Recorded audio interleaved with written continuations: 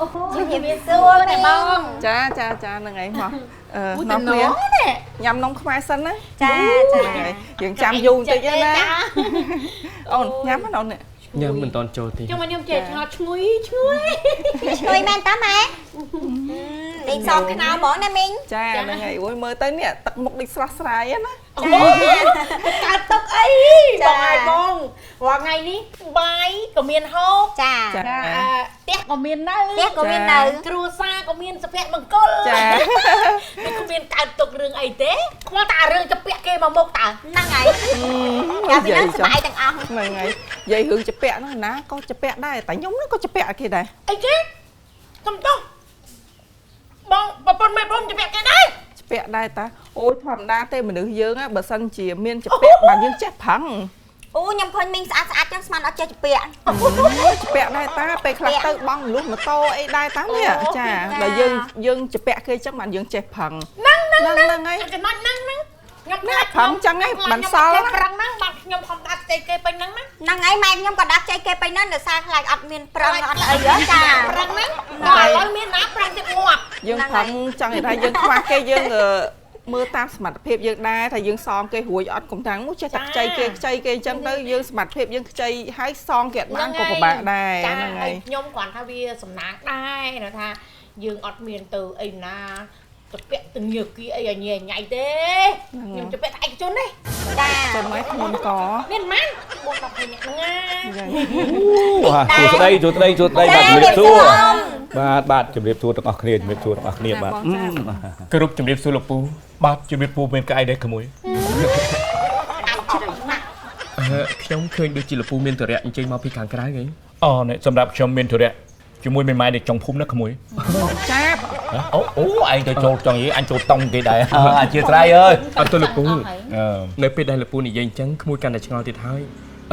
លោកពូមានទួនាទីអ្វីដែលត្រូវទៅផ្ទះមេម៉ាយនៅក្នុងភូមិនេះនិយាយចេះទៅក្មួយដល់ក្មួយឯងទាញចូលនេះបន្លំលោកវីដេអូលខោននិយាយពូជាចង់តាមពិតទៅផ្ទះមេម៉ាយចុងភូមិនឹងចេះ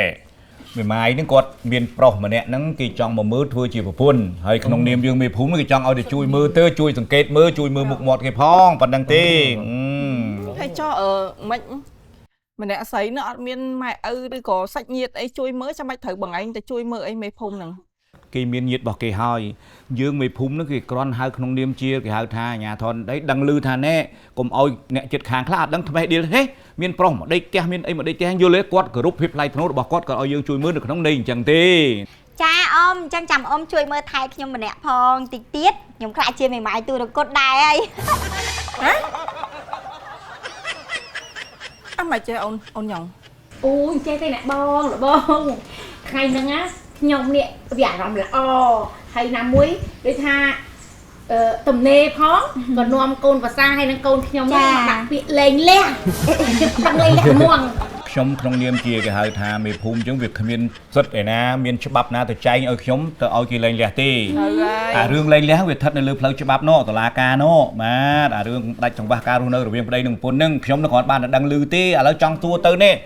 ទៅប្អូនស្រីជាមួយក្មួយមានរឿងអីរហូតដល់ចង់លេងលះនេះបាច់សួរខ្ញុំទេមកហើយពុកមកប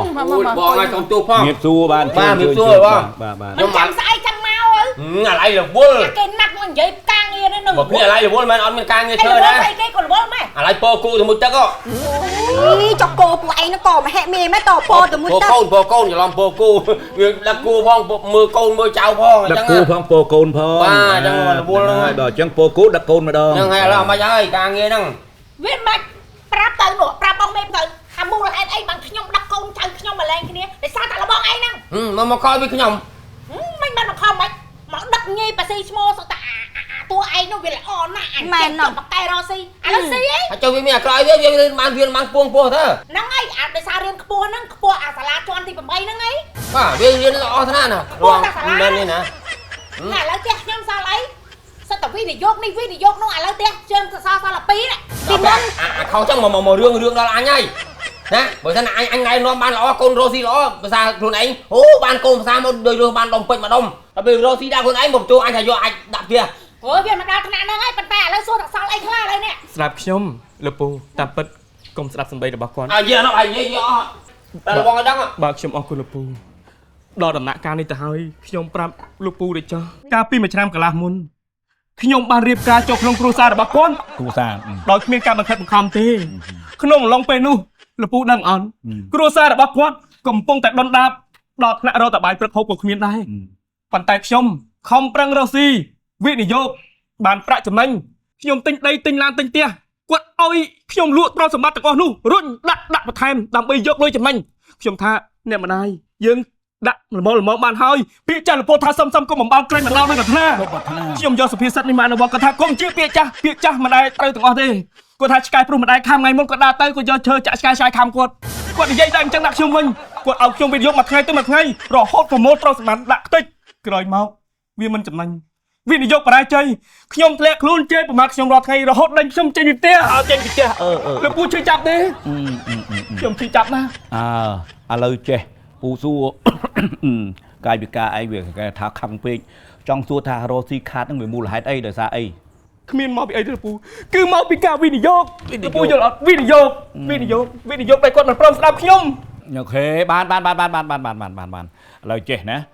ធម្មតាផ្ទះដៃមួយចំហៀងវាមិនលឺទេវាទល់ឲ្យយើងផ្ទះទាំងពីរបានវាលឺអញ្ចឹងអ្នកខាងម្ដាយក្មេងអូនឯងខាងភក្តិយើងអូនឯងក៏ចង់ចំណេញខាងអូនឯងក៏ចង់ចំណេញក៏ប៉ុន្តែកលៈទេសៈដែលគាត់ចង់ឲ្យវិនិយោគចង់ដាក់ទុនទៅលើនឹងវាខុសកាលយល់ទេយល់ខ្ញុំនិយាយទេការយកប្រាក់ទៅទិញដីទៅទិញនេះទិញនោះទុកលក់យកចំណេញវាជារឿងត្រឹមត្រូវឲ្យតែយើងវាច្បាស់លាស់មិនថាអញ្ចឹង ប៉ុន្តែបើសិនជាយើងដាក់វិនិយោគទុនប៉ះចំអ្នកបោកប្រាស់ហើយយើងនេះលុបលុនអញ្ចឹងទៀតហើយខ្វះការពិចារណាច្បាស់ជាជួបហន្តរាយជាមិនខានទេ រាល់ការវិនិយោគទៅបីវិនិយោគអីក៏ដោយវាតែតែជួបហានិភ័យអញ្ចឹងយើងត្រូវចេះតែគិតពិចារណាយើងត្រូវចេះថ្លឹងថ្លែងឲ្យបានត្រឹមត្រូវជាការពិតបើសិនជាយើងវិនិយោគបានត្រឹមត្រូវច្បាស់លាស់វានឹងជួយបង្កើនចំណូលរបស់យើងដែរបាទហើយការវិនិយោគនោះទៀតសោតយើងត្រូវគិតពីអ្វីដែលយើងចេះបានយើងវិនិយោគទៅវាជួបហានិភ័យក៏ទៀតដែរបើសិនទៅអមមកថាអូនរោឯងនេះក្មួយឯងចេះសោះកាទៀវហើយអូនឯងទៅបរៀនគេហែទឹកបើវិនិយោគហែទឹកវាអត់ចំជំនាញទេអញ្ចឹងវាអាចខាតបង់ច្រើនអញ្ចឹងមុននឹងវិនិយោគដាច់ខាតយើងត្រូវប្រឈមជាមួយនឹងថាត្រៀមការខាតឲ្យមុននឹងបោះទុនការរកស៊ីវាតែងតែមានខាតមានចំណេញហើយចាំទុកណាវិនិយោគខុសពីដូចអមថាយើងទៅចាក់ឆ្នោតយើងទៅលេងល្បែងអាហ្នឹងមិនមែនវិនិយោគទេណាអាហ្នឹងយើងទៅផ្សងព្រេងទេមានតែយើងទៅលេងល្បែងអាហ្នឹងក៏មិនមែនវិនិយោគដែរអញ្ចឹងយើងត្រូវចាំទុកឲ្យច្បាស់វិនិយោគឲ្យចំជំនាញណាដែលយើងចេះអញ្ចឹងខ្ញុំអរគុណលោកពូខ្លាំងណាស់ដែលលោកពូបានផ្ដល់ដំបូន្មានឲ្យខ្ញុំអ្នកម្ដាយក្មេកឲ្យខ្ញុំសុំទោសប្រពន្ធសម្លាញ់ឲ្យបងសុំទោសពួកយើងជានាងនឹងគ្នាវិញទៅណាចាបងខ្ញុំក៏ដឹងខុសដែរហើយអរគុណអ៊ំមេភូមិចាដែលបានមានប្រសាសន៍ឲ្យពួកខ្ញុំបានត្រូវគ្នាវិញហើយប្រសាសន៍របស់អ៊ំដាស់តឿនសតិខ្ញុំច្រើនខ្លាំងមែនតើបងអរគុណច្រើនអ៊ំមែនហើយអូនអរគុណអ៊ំមែនហើយឲ្យតែពួកយើងជានាងគ្នាវិញពួកយើងខំប្រឹងរកប្រាក់ដើម្បីដោះបំណុលពួកយើងប្រកាសជាមានបានវិញហើយមានសុភមង្គលនឹងគ្នាអូនត្រូវចាំទុកថាសុខភាពគឺជាទ្រព្យយើងចេះស្ដាប់បង្គាប់បានជាគំនិតលទ្ធផលនឹងបានពីការសម្រេចចិត្តរបស់យើងគ្រប់គ្នាហ្នឹងណា